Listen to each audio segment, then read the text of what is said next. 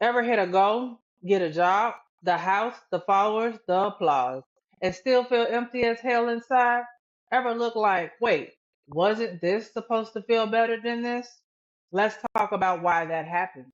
Why it ain't your fault, and how capitalism sold us all a lie that makes us hustle for work that was never meant to be for sale to begin with. Welcome back to the Powerfully You podcast. I'm Sharitha, and I help good hearted, spiritually curious people heal from trauma, stop people pleasing, and turn their pain into power. Today's episode, we're getting real about something that's been weighing on so many of us. Why we feel empty even when we're winning. Why we hit the goals, get the praise, check all the boxes, and still feel like something's missing. And spoiler, it's not because you're broken. It's because the system you're trying to win at was never built for your soul. Let's get into it. The the empty win. I want you to think about this for a second. You get the promotion. You close the deal. You hit the follow count. You give and give and give. Trying to do it right. Trying to make everybody proud. And then what? That deep exhale never comes. That peace you thought was waiting on the other side, nowhere to be found. I felt it. And maybe you have too. And I want you to hear me when I say this. It is not you. It is the lie you were sold. The lie of capitalism. See, capitalism called see capitalism see capitalism told us your worth is what you can produce. Your worth is what you can achieve. Your power is in what you own, what you earn, and what you can prove. And we believed it because that's what we were raised in.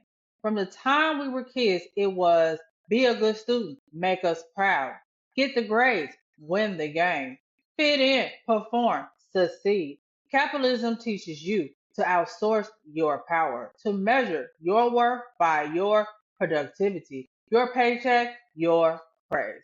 But what it really does, it keeps you disconnected from your own damn spirit. Because if you trusted your own worth, you wouldn't need to hustle for it. How the lie disconnects you from yourself. Capitalism trains you to look outside of you for everything, for validation, for safety, for love. And the more you chase it out there, the further you get from you. And that's why you feel empty even when you're winning, because you've been taught to feed your ego hunger, not your soul's need. The system records, the system rewards the mass, not the spirit. Why it feels so hard to walk your soul's path. Here's why it hurts so bad. Because you're trying to walk your truth in a world that doesn't value truth. It values profit. You're trying to live Christ consciousness, oneness, love, compassion inside a system built on competition, scarcity, and domination.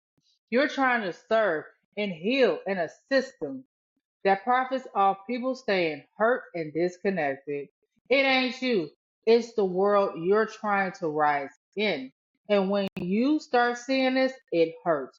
You grieve what you thought would fill you and realize, damn, I wasn't failing. I was just trying to bloom in poisonous soil. Devil's advocate. But Sharitha, don't we need capitalism? Don't we have to survive in this world? And yes, we got to eat. We got to pay bills. We got to exist in the system. But we don't have to let it but we don't have to let it own our spirit. We don't have to measure our work by it. The work is learning how to live here, but not belong to what breaks you. How to start coming home to your power.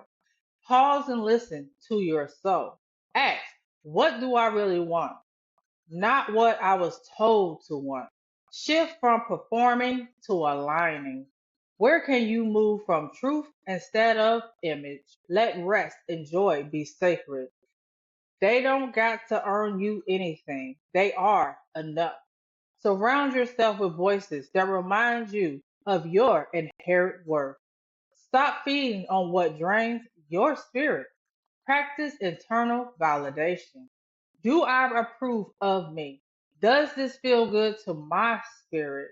The most radical thing you can do in a world built to drain you is to come home to yourself. Reflection question. Here, where am I chasing approval instead of listening to myself? What's one standard I've been measuring myself by that doesn't belong to me?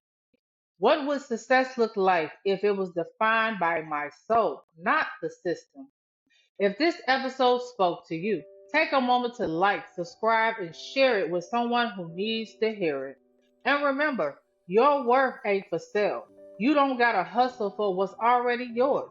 Your soul is sacred, and your power was never meant to be outsourced. Stay powerfully you, and I'll see you next time.